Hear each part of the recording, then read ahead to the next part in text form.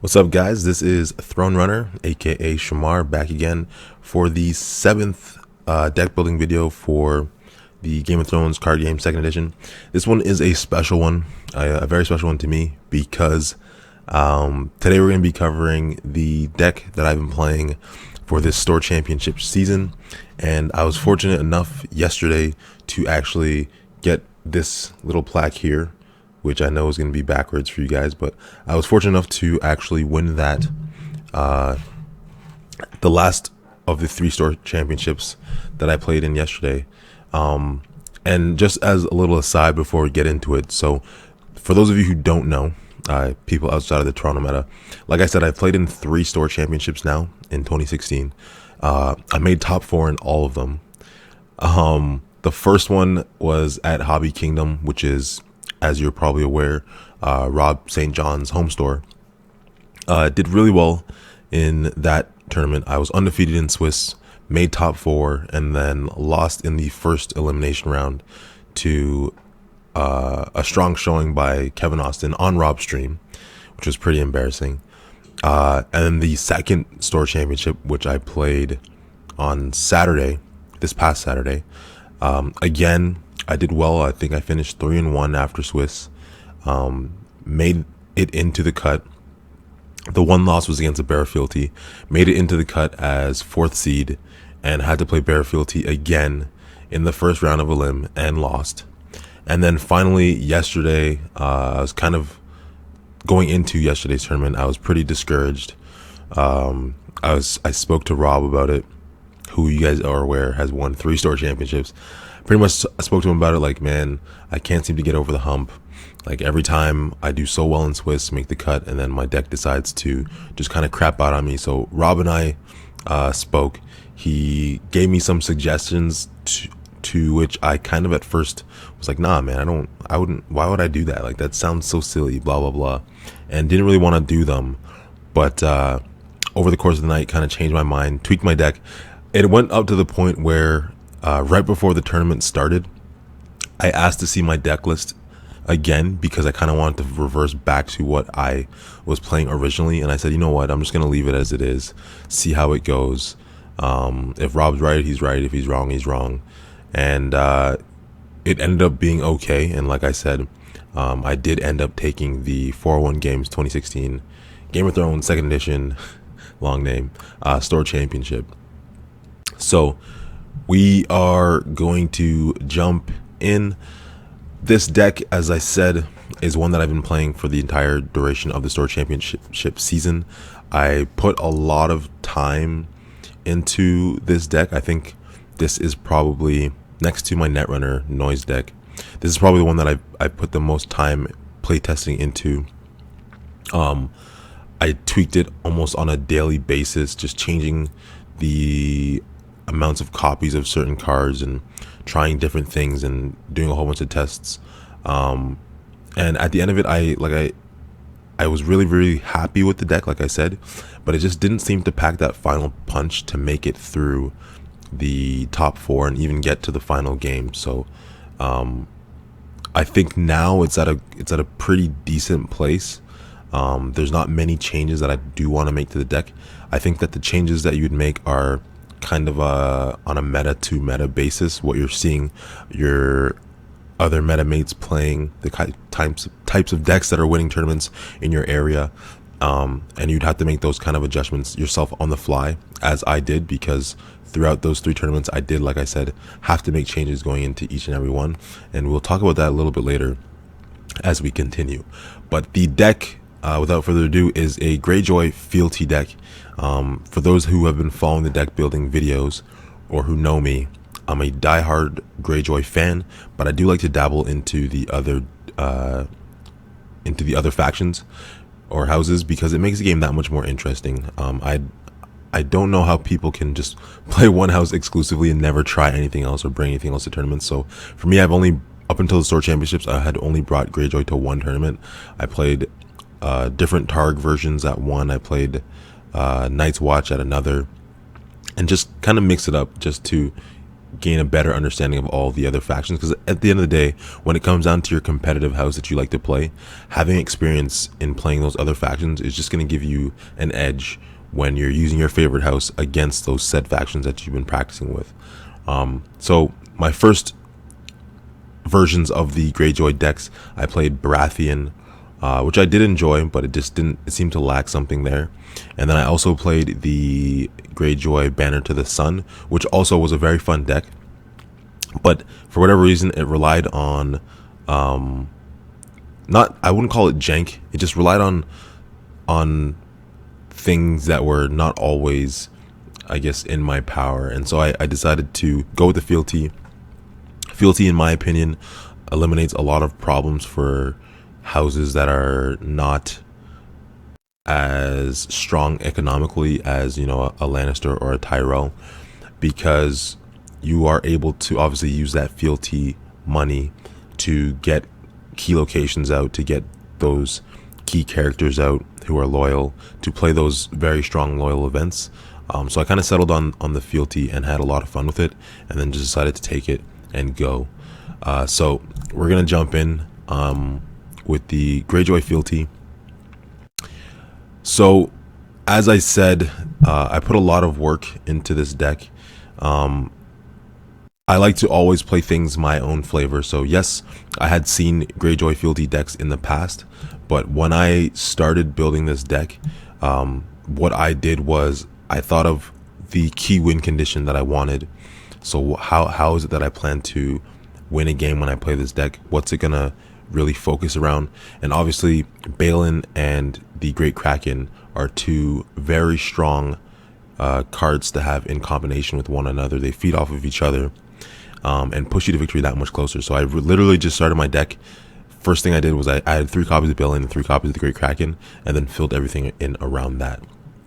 But because we're doing a deck building video, as we always like to do, I'm just going to go through in order, and we're going to just discuss the cards a little bit as we go along.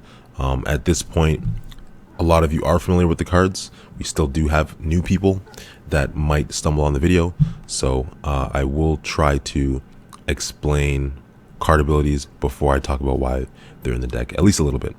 So starting off, we've got 2 copies of Aaron Damphair. This used to be just a single copy. Aaron's ability is after you win dominance, you get to put an Ironborn character into play from your dead pile.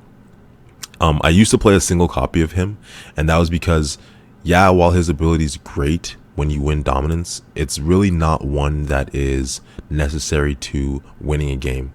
Like, there will be times, yes, when you're going to wish that you could draw Aaron so that you could win Dom and, you know, get Balin back into play, for example. However, that for me isn't the reason why I have him in the deck. I know that there tends to be a lot of games where, you know, Asha or Theon or Balin get a Tears of Lys and die.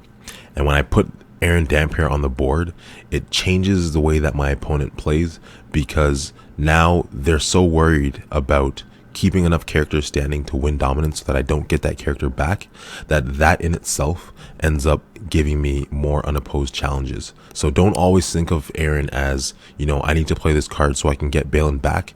Just think of it as, I need to play this card so that I can advance my board position, get more unopposed, and have my opponent think about other things. Because now they want to save gold back to win dominance. They want to keep characters standing to win dominance. And that throws them off of their strategy while feeding into yours, because at the end of the day, what your deck revolves around is unopposed, not necessarily having, you know, Theon on the board, because you don't need Theon to win. You could use any of these family members in Greyjoy to get you your unopposed and still win the game. So don't necessarily focus on his ability so much as you're focusing on how his ability is affecting the gameplay of your opponent. Moving on, we've got 2 copies of Alanis Greyjoy. And another aside is why I really like playing Fealty is because while bannering is fun, and having, you know, cards from 2 different factions splashed into one deck is very interesting, and it keeps things fresh, I also like being able to have my deck streamlined to only one house and just see all the characters from that one house and play characters that you might not have played otherwise. Alanis Greyjoy would be one of them. Her ability is one that, you know, isn't the be all and end all. Like, it's not gonna change the game too much, While you're the first player, reduce the reserve value on your opponent's reveal plot card by 1. It's not game breaking. It's not gonna cause your opponent to lose the game by any means, but she's still a nice character to have, especially because she has that intrigue icon and a power icon. So I found in my experiences with playing her, even though she doesn't have stealth, the fact that she's got that intrigue icon and 2 strength, I just kind of throw her into a challenge, and my opponent isn't gonna want to, use a Tyrion Lannister to block her unopposed on defense. He's gonna want to keep his Tyrion standing and use Tyrion on offense. So she gets a lot of unopposed herself, and as you already know, Greyjoy does need that intrigue. So she is not an important card in this deck, based on her ability, but important because of the fact that she has that very sought after intrigue icon in Greyjoy. Next, we've got auto 3 copies of Asha Greyjoy. We know what she does. She has stealth. When she wins an unopposed challenge that she's participating in, you stand her. So this is my MVP for playing against Greyjoy Fealty decks. Unfortunately, I didn't get her out as soon as I would have liked to when I played Greyjoy Fealty that first tournament. Even though my opponent really didn't find Stannis, it was just a matter of not wanting to feed Robert more strength. So Asha definitely helps you with that, and her stealth obviously feeds into our overall game plan. Next, we've got the big boss, not the linchpin of the deck. He's one character that you do want to see every game.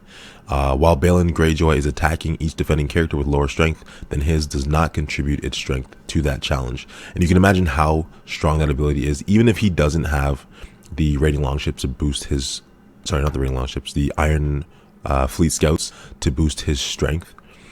Balin is still a very, very strong card because there's a lot of cards in the game currently have 4 or less strength. So you just throw Balin in, and it doesn't matter how many characters your opponent throws in, it's still going to result in an unopposed challenge. Unfortunately, he's very susceptible to getting Tears of Least. He obviously is a major target for Milk of the Poppy, but that being said, I don't mind when my opponent wastes a milk on him. I don't mind when my opponent goes for the Tears of Least on him. There are more than enough ways to get around that out of Greyjoy currently.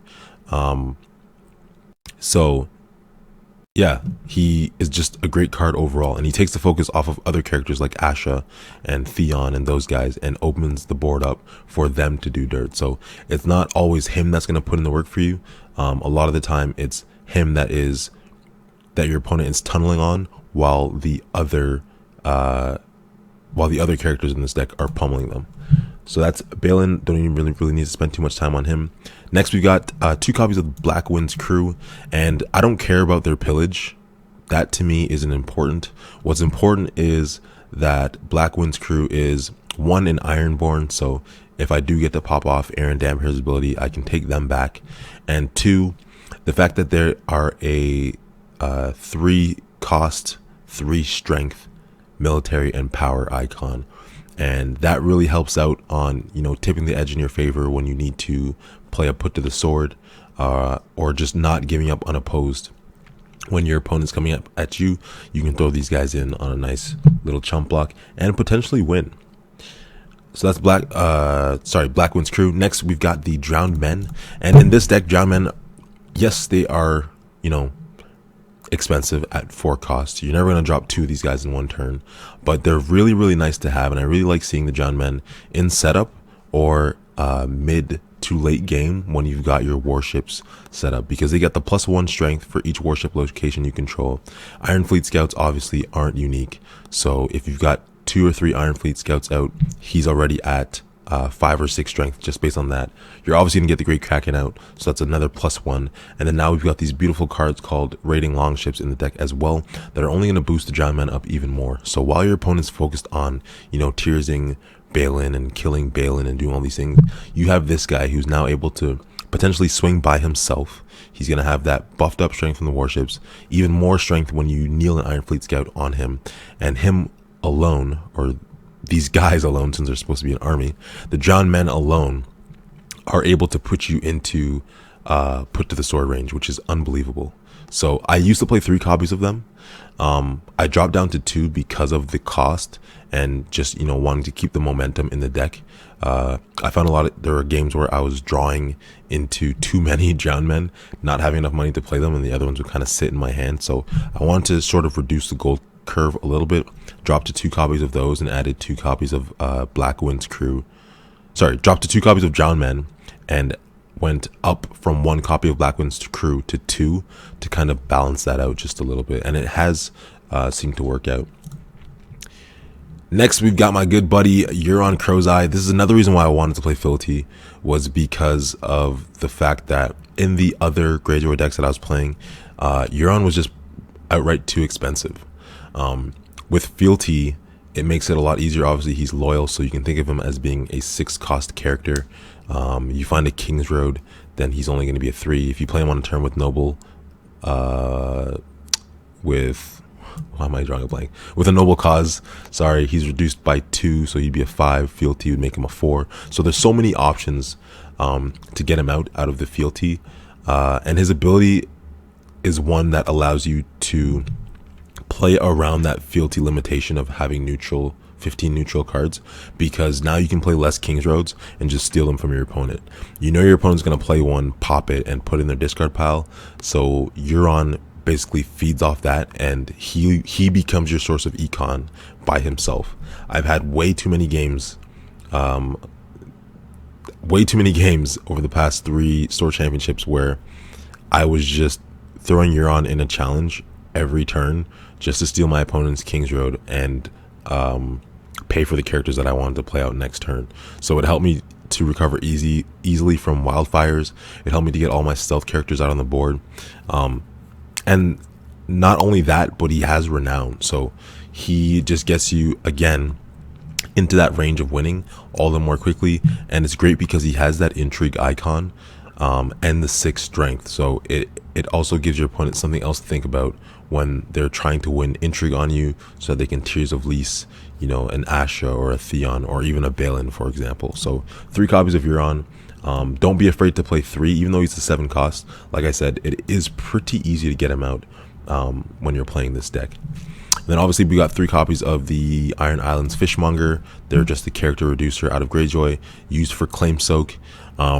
My thing with them, and you'll see it if you watched the finals from the 4-1 championship, my thing with them is, if I have another unique character out on the board duped, where most people would just claim the Iron Islands Fishmonger to save their dupes, depending on the character, I will usually take the dupe before I claim the Fishmonger, because like I said, paying for cards like Balin or Euron is just easier when you have the Fishmonger out and you're able to keep that momentum going. So don't be afraid to lose Maester Wendemir's dupe before you use an Iron Islands Fishmonger as claim, because these guys do end up paying off heavily, in my opinion. 1 copy of Littlefinger, used to be 2, like I said. His cost and the fact that I don't need to see him every game because there's enough draw out of Greyjoy currently. I just dropped him down to 1 for that intrigue icon. I like to play him in setup sometimes to get that +1 gold bonus, and which totally negates his reaction, obviously, when you play him in setup. And so it just goes to show that a lot of the time you don't even need that 2 cards off of Littlefinger. It did really help me out in the 3rd round of this past tournament, where I was able to play Littlefinger against a Tyrell Lord of the Crossing deck in the later stage of the match when I was losing, and draw into some cards, get that bonus that ended up helping me play those cards the next turn. But that's, I think, a situation that is going to occur very rarely, where you're basically banking on Littlefinger to win you a game. So I wouldn't go over 1 copy unless you're like a real Littlefinger fan and for some reason feel like you need more of him in the deck. There are definitely other characters that are, in my opinion, much more important than having 2 or 3 copies of Littlefinger so that you can see him every game. 2 copies of the Lord's Port Shipwright. These guys, I can't say enough about them. They definitely changed the game and changed the way that your opponent has to play. You can, in marshalling phase, kneel a location with printed cost 2 or lower, or 3 or lower instead if you're the first player. So I use these to poke and, you know, take down a Castle Black. I use these if my opponent makes a mistake when they're marshalling. So say for example they had a King's Road out on the table from like a previous turn. They go to marshalling phase and play a Rose Road beside it as their first action. I take my second action and kneel their King's Road so that now they can't use it. So it definitely makes your opponent have to think more. Now they have to think about the order that they marshal things in. They have to think about, do they really want to play this 3-cost location this turn if when they play it, it's just going to get knelt right away and it's kind of a waste of 3 gold. So it gives your opponent a lot to think about, and it also limits their econ if played correctly. Moving on, Maester Windermere, who we just spoke about. In my previous decks, he was always a one-of. I've recently found that I want to see Maester Windermere a lot more. Last night I was just looking at a couple fealty decks and I saw that people are still just playing one of him, and that's totally fine. But for my playstyle, I like having 2 Maester Windermeres. Like I said, he's a character that if I lose his dupe, I don't really care because it's just Maester Windermere. But he has that stealth and power icon. I don't have any way of giving him icons in the deck currently. I went and took out all the Serios and all that stuff because I found that it was just going overboard. Serio to me has been just a win more condition or win more card, something that's not very necessary in this deck.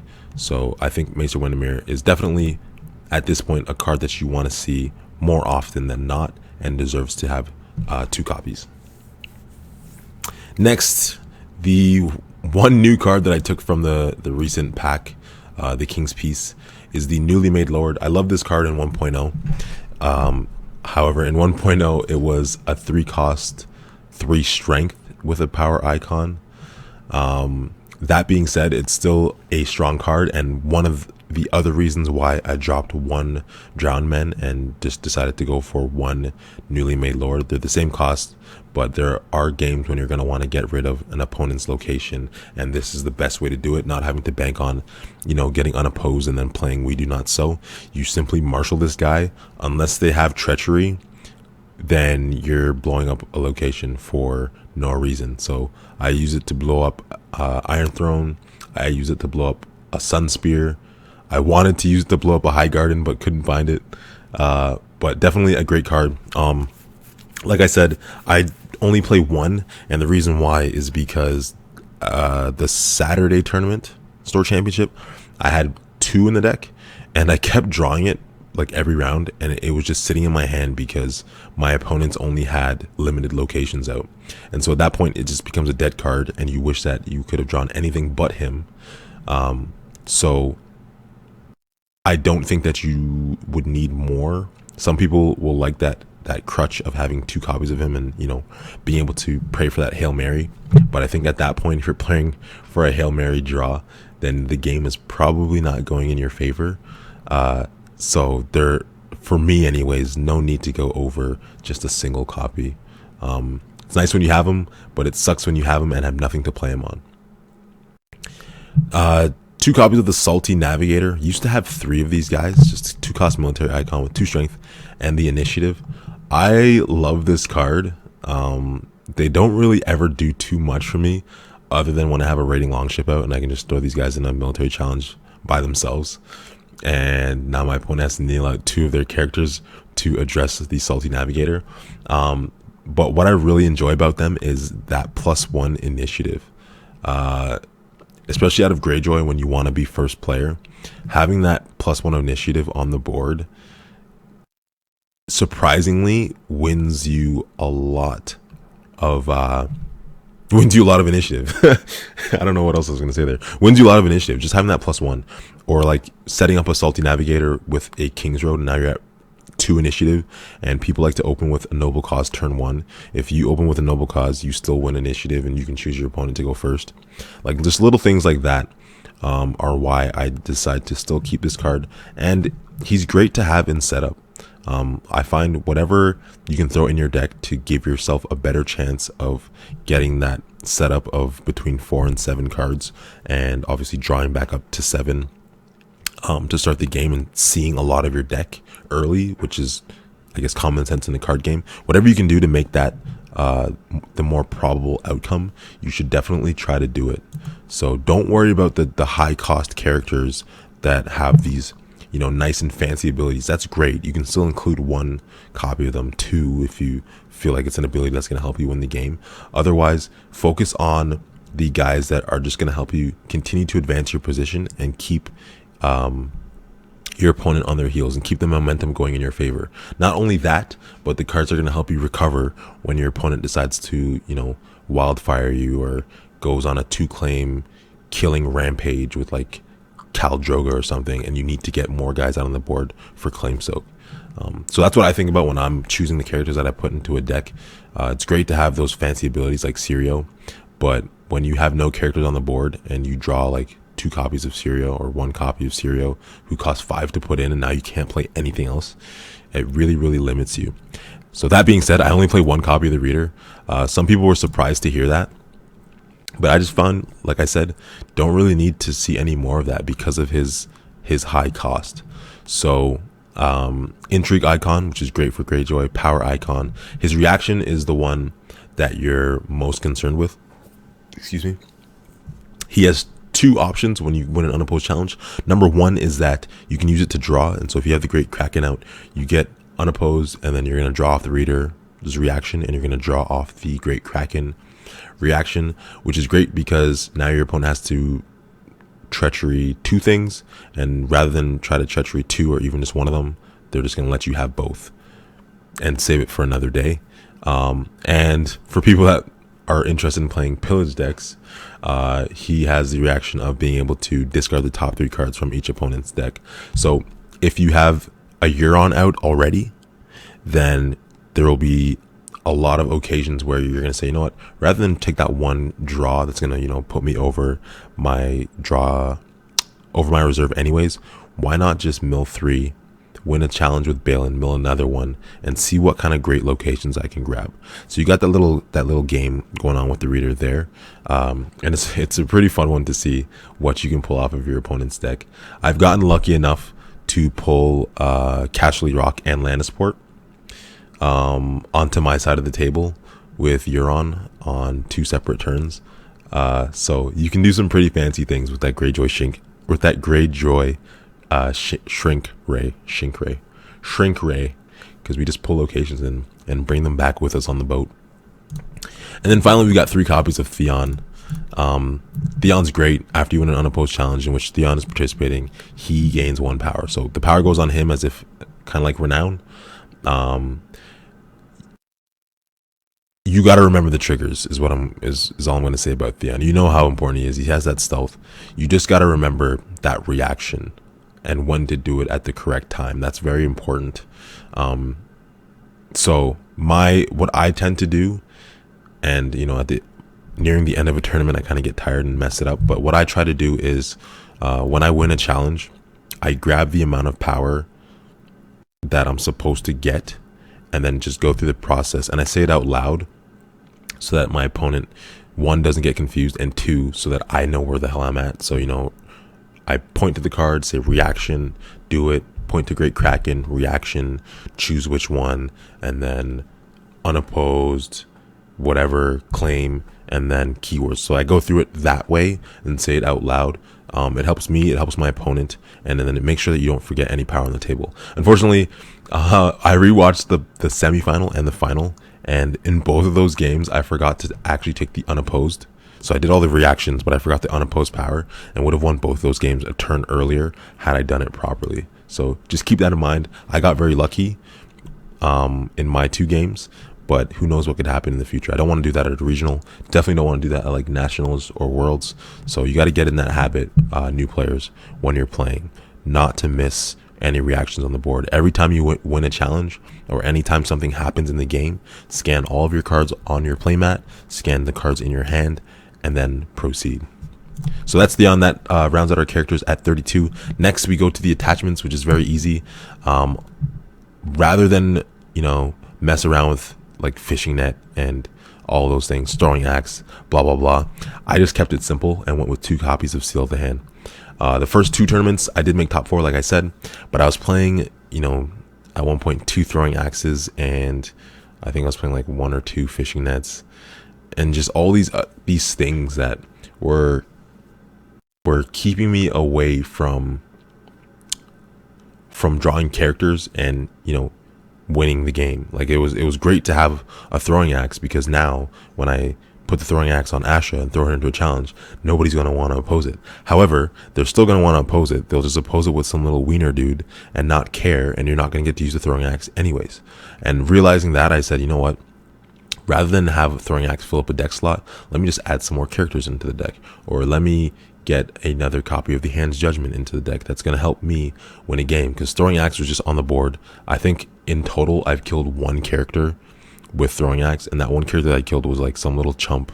It was like a House Dane Knight or something stupid like that. So it was just not worth it. And as well, the fishing net, which is a great card, attached character cannot be declared as a defender. This card came out in the King's Peace, card number 52. On paper, you're like, yeah, that's a fantastic card. Now my opponent can't defend with this guy, and so now I'm going to get more unopposed. And that's all well and good, but I think for a deck like this, that the fishing net isn't a card that you require. I did try it out in a Store Championship. Yeah, I made it to top 4, and then in that top 4 match, I drew a fishing net, and there was nothing to put it on. Like, it wouldn't have changed the game having the fishing net. Not only that, but you can't play a fishing net in setup. So you would draw that in your opening hand, and that's 1 more card that now you can't play. Throwing axe you could play in setup, and that was great sometimes, but like, I just didn't think that it was ever really worth it. Not only that, but when you put a fishing net on a character, it shuts off your other cards like Raiding Longship, and it shuts off Seastone Chair, and you don't want to shut off your own cards, in my opinion anyways. Some people might disagree with things that I'm saying and might want to build a deck differently, and that's totally fine. I always encourage it, but I'm just going through what my thoughts were and why I built the deck this way for a Store Championship season. So if you disagree, that I totally understand, and I hope that the other way works out for you sincerely. So moving to the locations, we know that Greyjoy is very location heavy.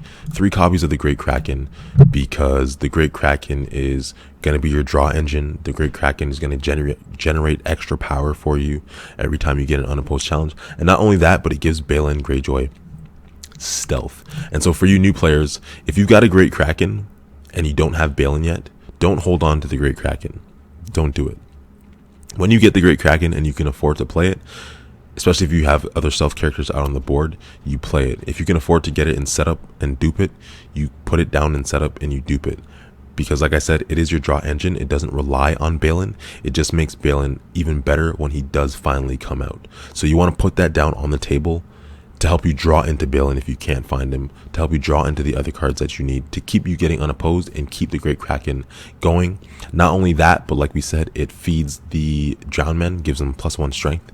So it's a great card. Auto include of 3. I used to play 2 when I had Support of the People. This deck does not run Support of the People, so you're going to want to have 3 copies of the Great Kraken, 100%.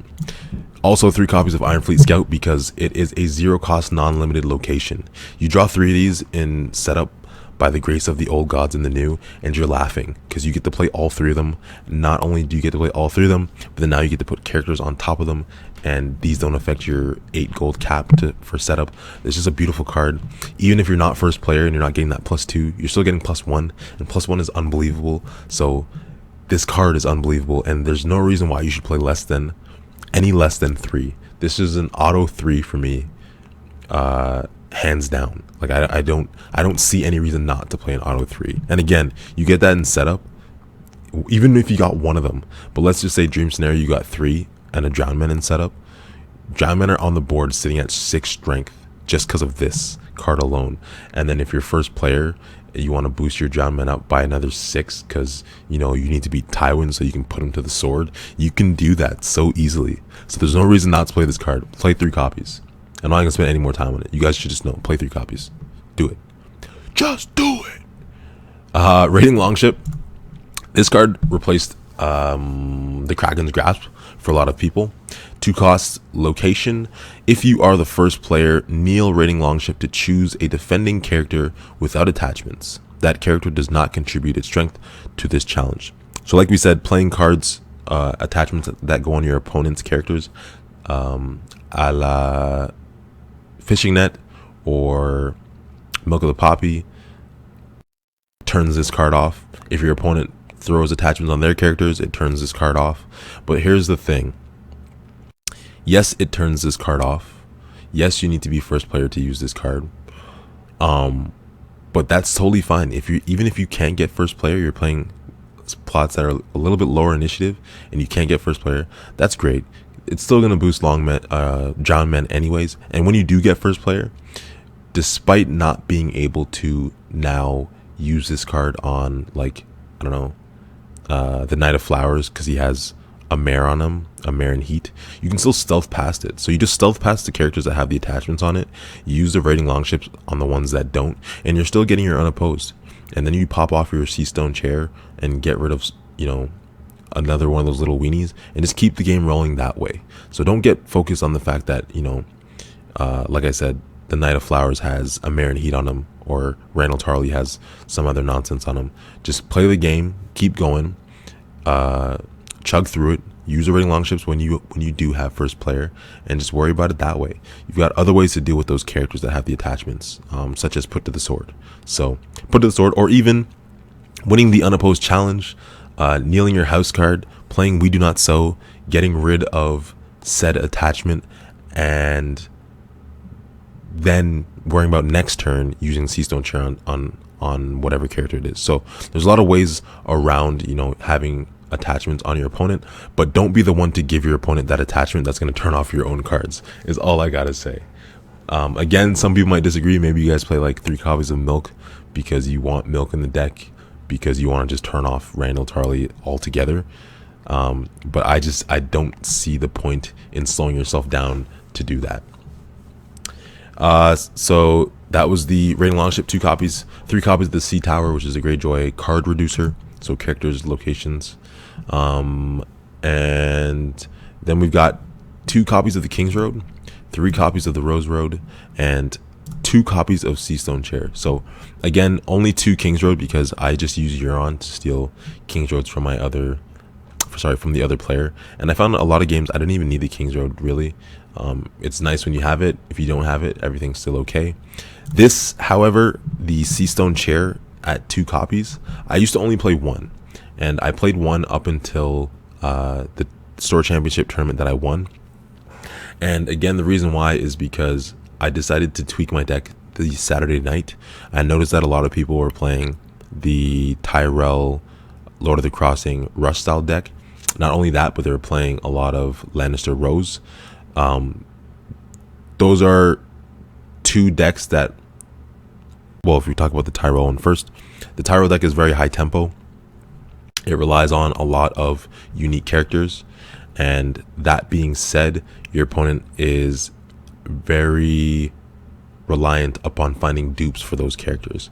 So if you're able to kill those characters faster than they can dupe them using Sea Stone Chair, then you're in good shape. So I had a game against Philippe from Montreal who was playing that deck on the Saturday Store Championship, and he put out Randall got Sea Stoned. He put out KOF got Sea Stoned, and then eventually I was able to get to the Queen of Thorns, and so that made the game a lot easier for myself. And noticing that, I was like, well, I might as well try to play 2, that way I can draw into it all the more quickly.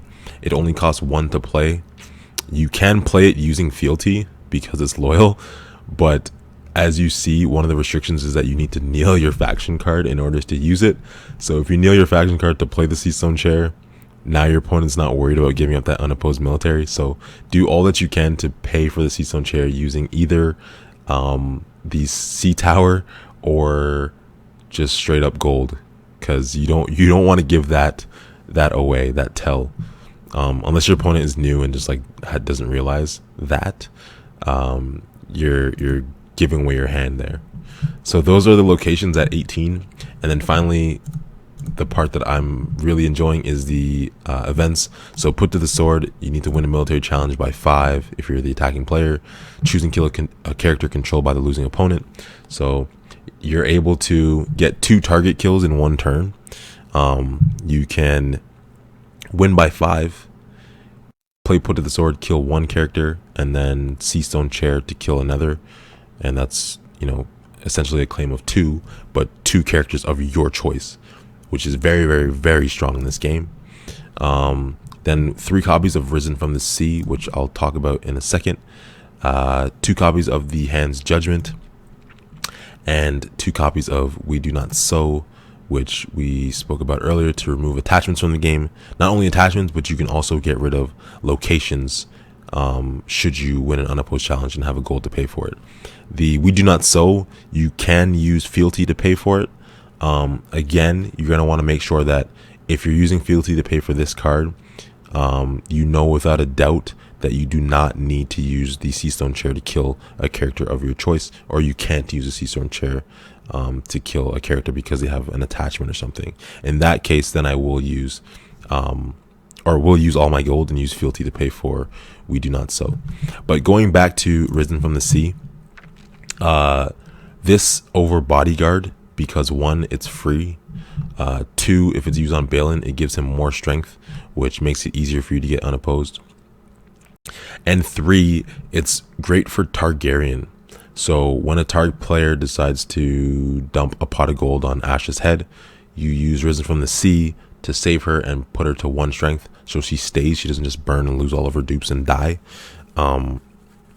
She stays in the game, and then you play Confiscation, get rid of the pot of gold, and now she's back, but at 5 strength, because what is dead will never die. So yeah, Risen from the Sea, definitely great for when you run into Targ. Not only that, but just great in general, because like I said, it does boost up Balin, but don't just hold on to them for when you drop Balin and your opponent decides to try to get some military claim. If it's going to keep your board in such a way that you're going to maintain an advantage over your opponent, then you should always try to play Risen. Now, Risen is a cost of 0, so a Hand's Judgment can cancel it for free, and that's why I went from playing 0 copies of Hand's Judgment to 1 copy of Hand's Judgment to finally saying, you know what, screw it, I'm going to go for 2. I would like to go for 3, to be completely honest, just to protect those Risens, because there's been too many times where I decide to use a Risen on Balin, and my opponent plays Hand's Judgment, and then Balin dies, and I'm just there sad, where I could have just used a Hand's Judgment to cancel their own, because X has a value of 0, so it doesn't matter. You can just cancel whatever, and things like that, and canceling like the things I do for love, or whatever, when Lannisters, such as Rob St. John, pays 7 gold to bump Euron back to my hand, and all I need is a Hand's Judgment and 0 gold to cancel that, and I can't find it. So that's been what has caused me to go up to 2 copies here. But if you can find a way to get to 3, I would definitely, go for 3. So that rounds us out at 61 cards, because you all know I love to go for 61 instead of the straight 60. I know it messes up the math and the odds of drawing this card by 0.0012 and whatever, but I don't care. I go for 61 cards because it makes me feel like I have a nice flex slot. So call that 61st card a second copy of Sea Stone Chair and be happy, because Sea Stone Chair puts in work. And then finally the plot, which is what I've been most excited to talk about. So I'm going to go ahead and throw the plots in. We've got 1 copy of A Clash of Kings. We've got A Noble Cause. We've got Calling the Banners. We've got Confiscation and Counting Coppers. Then finally Summons and Wildfire. And so if we go back to the top, Clash of Kings, after you win a power challenge, move 1 power from the losing opponent's faction card to your own. This card is great. I play it usually on the turn that I want to win, for various reasons. One reason is because on the turn that I want to win, my opponent knows that I can win on that turn, so they're going to do whatever they can to win a power challenge. That being said,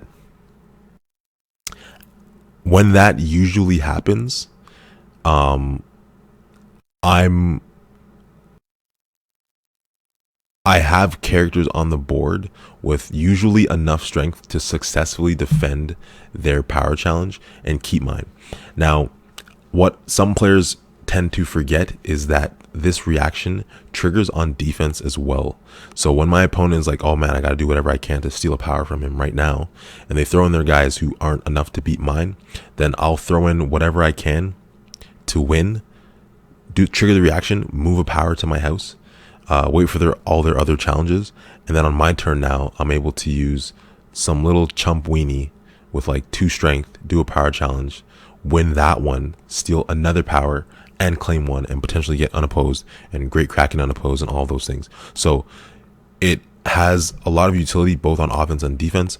Not only that, but it also has 9 initiative, and usually 9 initiative would be enough to give you the option of being first player. If you've got your board set up with the Great Kraken and the raiding longships and all those things, then you're in good shape, because now you're just able to take more and more people out of the power challenge.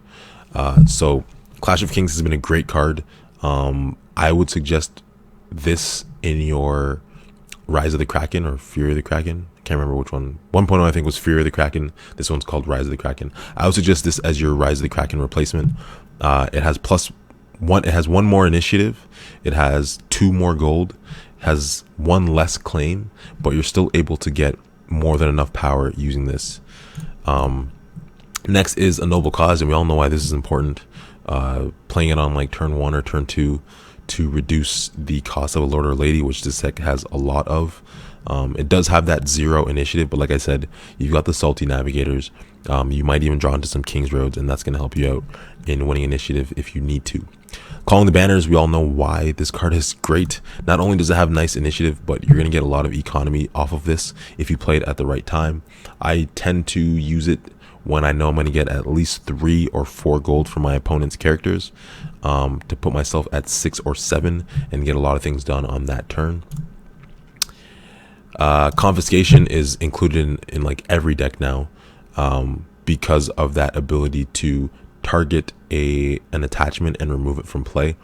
Don't be shy when it comes to using this to remove an annoying attachment on your opponent's side of the board, because like I said, now that you remove an opponent's attachment on their side of the board, it opens them up for your raiding longships and also for your Sea Stone Chair. Not only that, but obviously you can get a milk off of Balin or Euron or whoever, and that's totally fine too. So you got to make that decision kind of on the fly. Do you think that you're in range of winning? Do you really need to get rid of a character, an annoying character that has an attachment on them, etc.? So confiscation auto include. You at this point you should be running it. Everybody should be running it. I'm gonna skip these 2 for a second and go to Wildfire. We all know what that does. Choose 3 characters, the rest die. Again, great gold on this card at 4, and great initiative too. So you can Wildfire if you need a game-winning turn. You've got, Balin out with Asha and Theon. That's 3 stealth with a Great Kraken. So you Wildfire, keep your 3 stealth characters, choose to go first, and then put in work and go for the win then. Gives you another option if you've already played your Clash of Kings. Now, going back to those 2 plots, and I know this deck building video has been longer than previous ones, and I apologize for that. But going back to these 2 plots, Counting Coppers and Summons. Originally, the Counting Coppers was a Rise of the Kraken, and the Summons was a Filthy Accusations. And I played that for the first 2 Store Championships, where I made top 4 and then lost in the first round.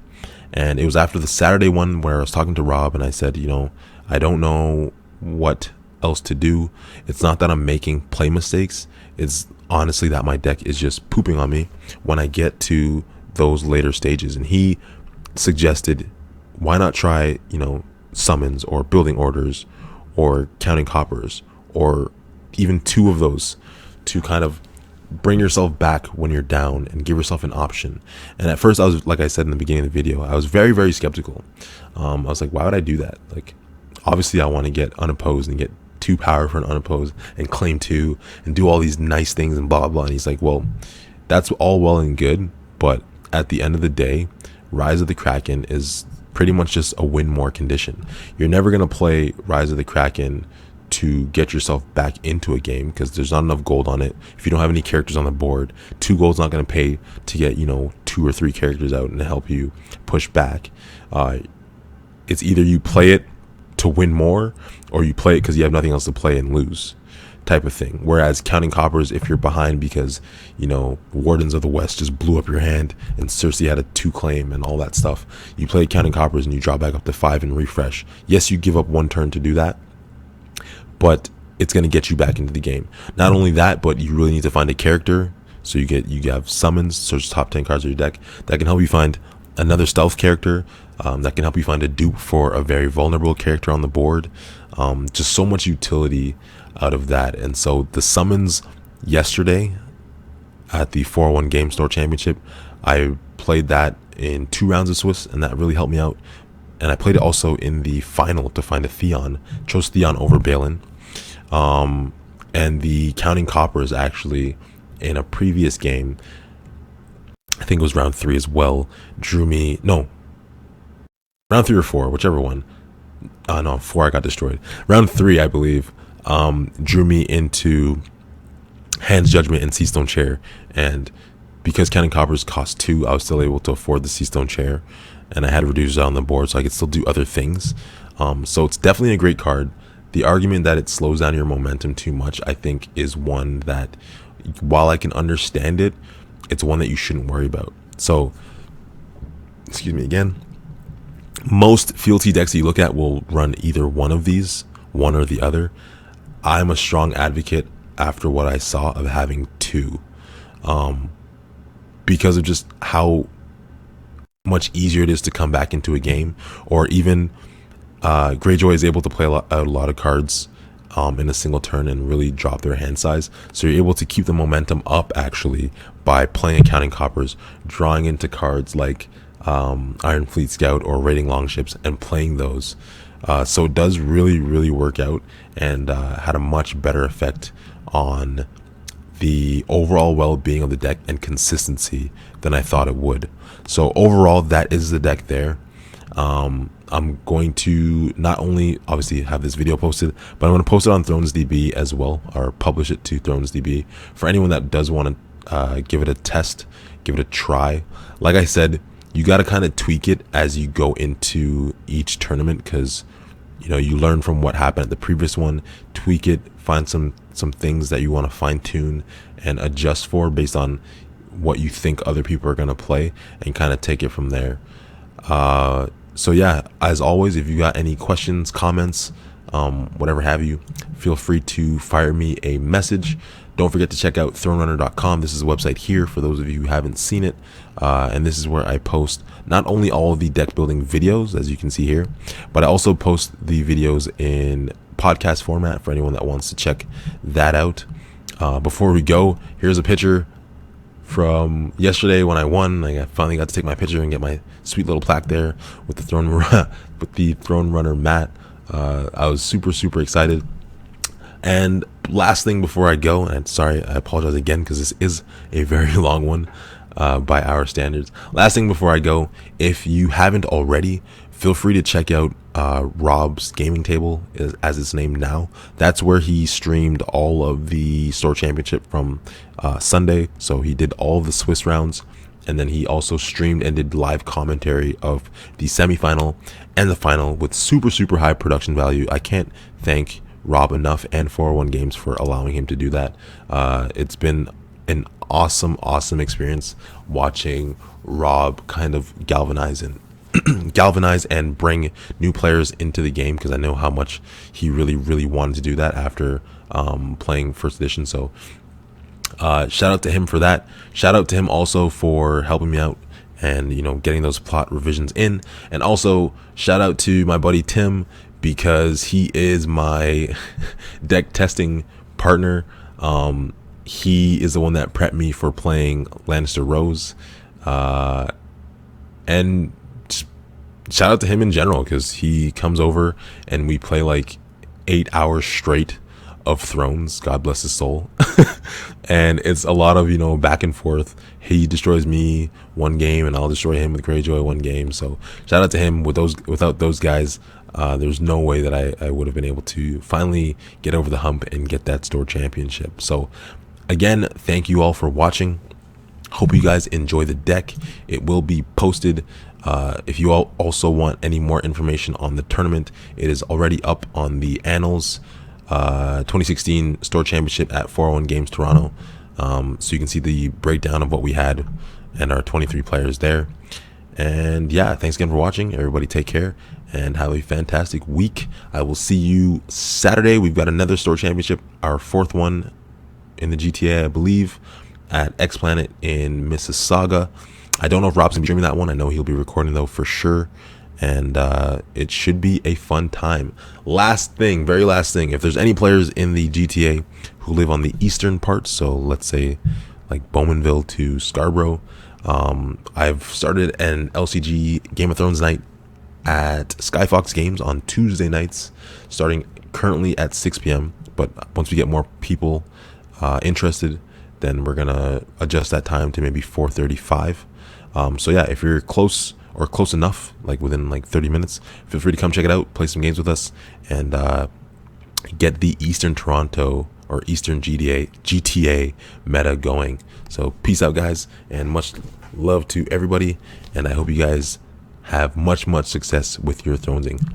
Peace.